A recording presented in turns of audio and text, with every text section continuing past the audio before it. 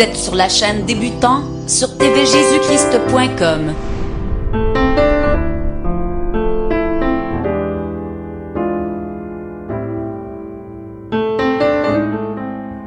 Vous êtes sur tvjésuschrist.com sur la chaîne Débutant. Aujourd'hui, je vais parler de ce sujet. Comment est-ce possible que Dieu soit présent dans un livre ?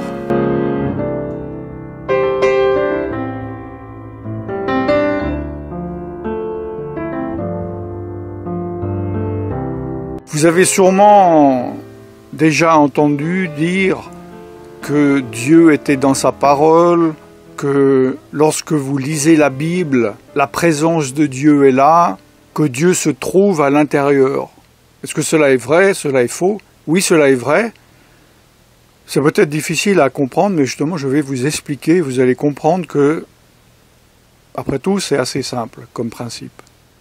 Toute création, toute chose, a été inspirée, pensée par quelqu'un. Alors que ce soit la création, évidemment, de l'univers, des principes spirituels par Dieu, mais ensuite même, nous avons reçu la possibilité de créer des choses. Tout ce qui nous entoure a été créé. Là, j'utilise une caméra, elle a été pensée et créée par des hommes. Une montre, une voiture, quoi que ce soit, est pensée, est conçue d'abord, et ensuite est appliquée. Dieu a inspiré la Bible, sa parole, à des hommes qui l'ont écrit. Oui, ces hommes étaient tous différents, oui, ils étaient imparfaits, mais la pensée parfaite de Dieu est passée par eux, ils ont écrit ce que Dieu leur inspirait d'écrire. Et ce n'est pas que Dieu a simplement inspiré des hommes à écrire sa parole, et ensuite il a dit, voilà, ils ont ma parole, je m'en vais. Dieu protège sa parole, et Dieu est proche de sa parole. Dieu chérit sa parole comme la prunelle de son œil.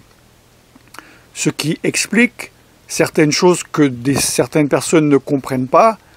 Comment est-ce possible que sur des centaines d'années, 66 livres ont été écrits par des gens différents, à des époques différentes, et que cette parole a pu être maintenue, et ensuite, parmi les siècles, comment a-t-elle pu être gardée par une religion corrompue?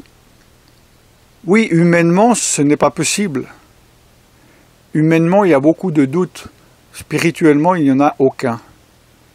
Car Dieu était là et a utilisé tous les moyens qu'il voulait pour préserver sa parole, pour que nous l'ayons comme il le voulait. Car Dieu est au-dessus de tout, il est tout-puissant et il fait des choses impossibles. Vous vous dites c'est impossible?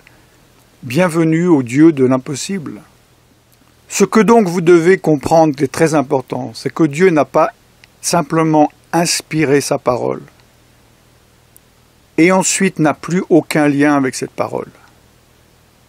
Par son esprit, il est dans cette parole. Alors évidemment, si vous avez ce livre chez vous, dans une bibliothèque, dans un placard, dans votre cave, ce n'est pas que Dieu se trouve dans la bibliothèque ou dans le placard ou dans la cave.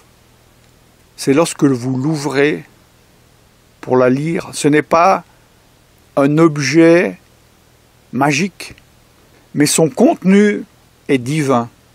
Son contenu est de Dieu, est inspiré de Dieu. Et lorsque vous vous mettez à lire la Bible, non pas pour vous moquer, non pas pour défier Dieu, mais pour essayer de comprendre Dieu, pour essayer de trouver Dieu, vous comprendrez Dieu et vous trouverez Dieu, parce que l'Esprit de Dieu va vous aider à comprendre ce qu'il a voulu dire. Car les mots ne sont que des mots.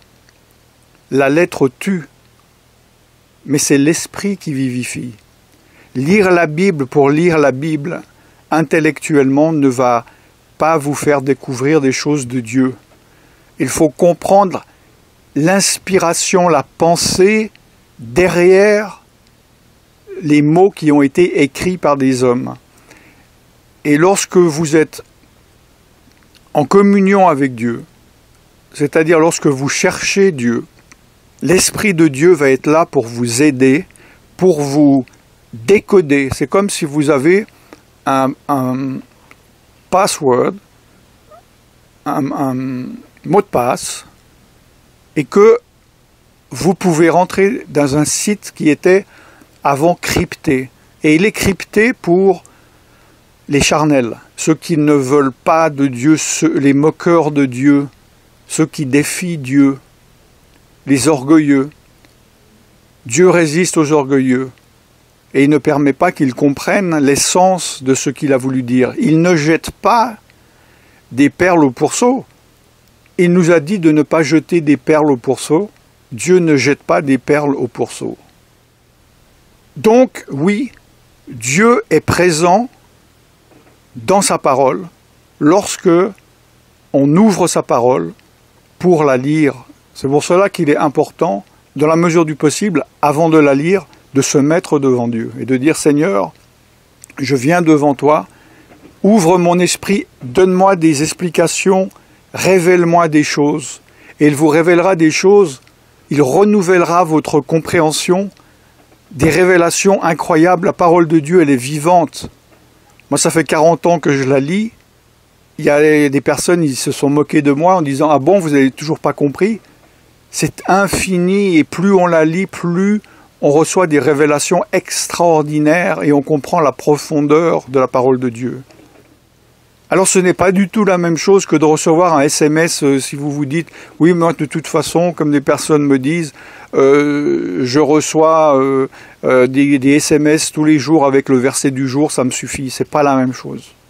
Vous devez avoir un vrai livre, c'est en papier avec des pages, si vous n'avez jamais vu ça, renseignez-vous, et prendre un temps spécial pour Dieu, et pas en attendant votre bus, juste vite lire un verset. Ça, c'est du fast-food, ça ne nourrit pas, ça abîme l'estomac. Il faut que vous preniez du temps.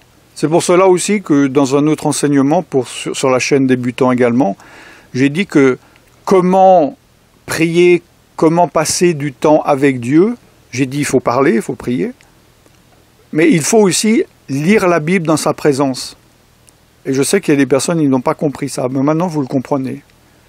Passer du temps avec la Bible ouverte devant soi, en ne faisant que ça, dans sa pièce de prière, son placard de prière, en train de la méditer, de rechercher et de la lire, vous vous trouvez dans la présence de Dieu, parce que ce livre a été inspiré par Dieu.